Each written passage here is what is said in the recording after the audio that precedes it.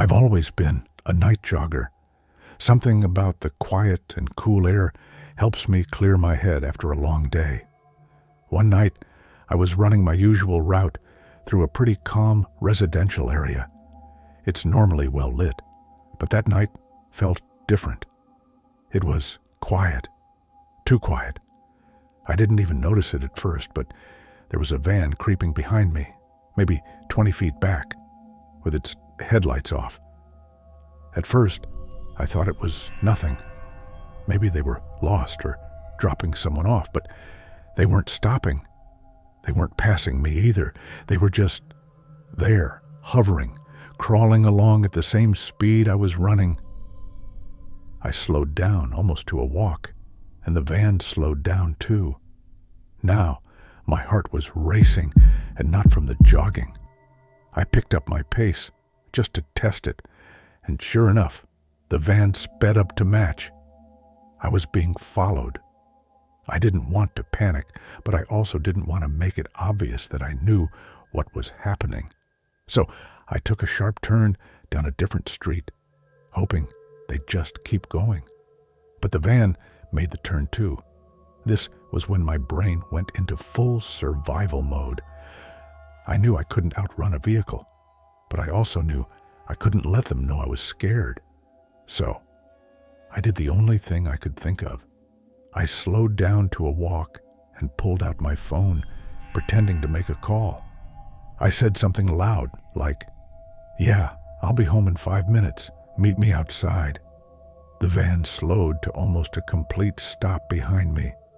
Then, out of nowhere, it sped up and flew down the street, turning off at the next intersection. I didn't wait. I sprinted home, and I've never jogged that late again. The whole thing lasted maybe 5 minutes, but it felt like hours. I still wonder what they wanted, or what would have happened if I hadn't faked that call.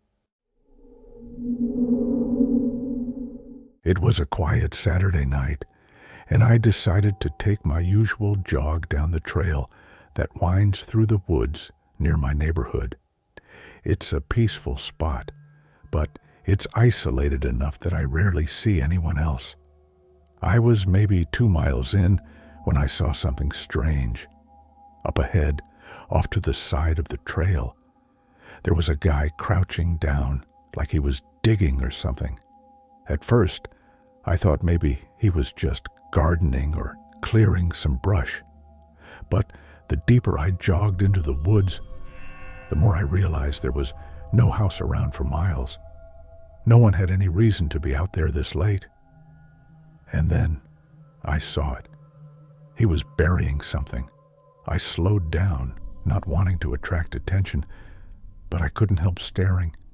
His hands were covered in dirt, and whatever he was burying was wrapped in a large, dark cloth. It was bulky, maybe the size of a duffel bag, but I couldn't tell what was inside. He looked up, suddenly, sharply, and our eyes met. I froze. For a second, I thought about turning around and running, but I knew I was too far from the entrance to make it back without passing him again. He stood up slowly, staring at me, like he was trying to figure out if I'd seen too much. I made the split-second decision to just act like I hadn't noticed anything. I forced myself to keep jogging, even though my legs felt like lead. My heart was racing, and I could feel his eyes on my back the entire time. I didn't dare look back, not until I was completely out of the woods and back in the safety of the open streets. I called the police later that night, but by the time they got there, he was long gone. They didn't find anything, no sign of him, no trace of what he was burying.